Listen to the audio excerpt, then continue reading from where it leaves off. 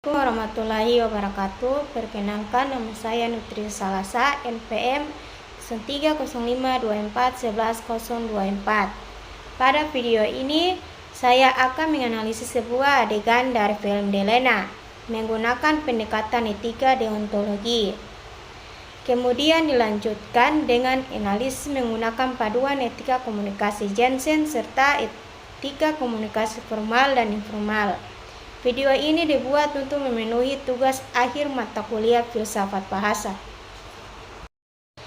Menyebutkan contoh komunikasi yang dipilih. Saya memilih adegan ketika Roni, tokoh utama, mengetahui bahwa istri sahabatnya Nick ternyata berselingkuh. Roni menghadapi dilema antara berkata jujur kepada Nick sahabatnya atau menutupi informasi itu agar tidak merusak perasaan Nick dan proyek bisnis mereka. Dalam salah satu percakapan antara Roni dan Genava, "Roni, aku tahu kamu bersama pria lain." "Nick harus tahu." "Genava, jangan ikut campur. Jika kamu memberitahu Nick, kamu hancurkan semuanya." "Roni, dia berhak tahu yang sebenarnya." Adegan ini akan saya menggunakan sebagai contoh komunikasi untuk dianalisis. Analisis pendekatan etika komunikasi. Etika deontologi menilai tindakan berdasarkan kewajiban moral, bukan akibatnya. A. Kewajiban untuk jujur. Roni berkewajiban menyampaikan kebenaran kepada sahabatnya, namun ia memilih menunda dan menutupinya. Menurut deontologi, ini tidak etis. B. Larangan berbohong. Deontologi melarang berbohong dalam bentuk apapun. Roni berapa kali mengalihkan topik dan memberikan alasan palsu agar Nick tidak curiga. Ini melanggar kewajiban moral. C. Prinsip universalitas Kant. Jika semua orang menutupi kebenaran dan menghindari masalah, maka dunia akan penuh ketidakjujuran. Tindakan Roni tidak dapat dijadikan aturan universal. D. Menghormati martabat orang lain. Menutupi kebenaran berarti menghalangi Nick untuk membuat keputusan sendiri. Roni tidak menghargai otonomi sahabatnya. Kesimpulan deontologi. Komunikasi Roni tidak etis karena melanggar kewajiban moral untuk jujur dan terbuka. Berdasarkan paduan etika komunikasi Jensen. Berikut poin Jensen dan bagaimana Roni melanggarnya. Pertama, jujur. Roni tidak langsung menyampaikan kebenaran. Kedua, benar. Ia tidak memberikan informasi benar pada waktu seharusnya. Ketiga, tepat.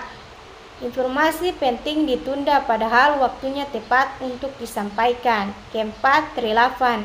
Informasi perselingkuhan sangat relevan bagi Nick, tetapi tidak disampaikan. Kelima, utuh. Roni menyampaikan fakta secara setengah-setengah dan tidak penuh. Keenam, terbuka. Ia menutupi diri, tidak transparan terhadap sahabatnya. Ketujuh, mudah dimengerti. Karena informasi ditutup-tutupi, Nick menjadi bingung terhadap perilaku Roni. Kedelapan, masuk akal. Menyembunyikan tidak masuk akal dalam hubungan yang dibangun atas kepercayaan. Kesembilan, kebaikan dan penghargaan.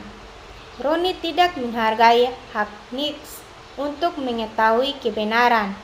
Kesimpulan Jensen, komunikasi Roni tidak etis karena melanggar sebagian besar paduan etika komunikasi Jensen. Analisis etika berdasarkan situasi formal dan informal. Situasi komunikasi Roni dan Nick informal.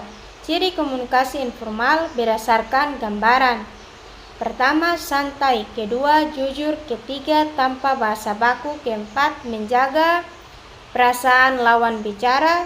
Kelima, tidak memotong informasi atau menyebarkan hal yang tidak jelas. Dalam konteks informal, kejujuran dan transparansi sangat penting.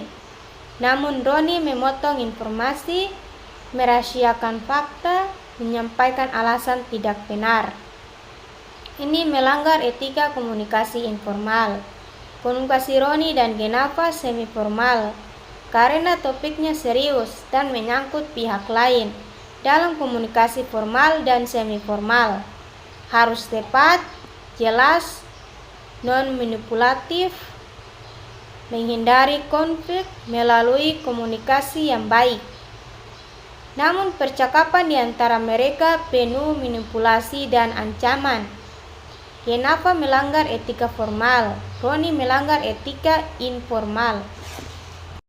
Simpulan, berdasarkan etika komunikasi deontologi, paduan etika komunikasi Jensen, etika komunikasi formal dan informal, maka kesimpulan Roni dalam adegan tersebut dapat disimpulkan tidak etis karena tidak jujur, tidak terbuka, menyembunyikan informasi penting, melanggar prinsip moral universal, tidak menghargai hak orang lain untuk mengetahui kebenaran.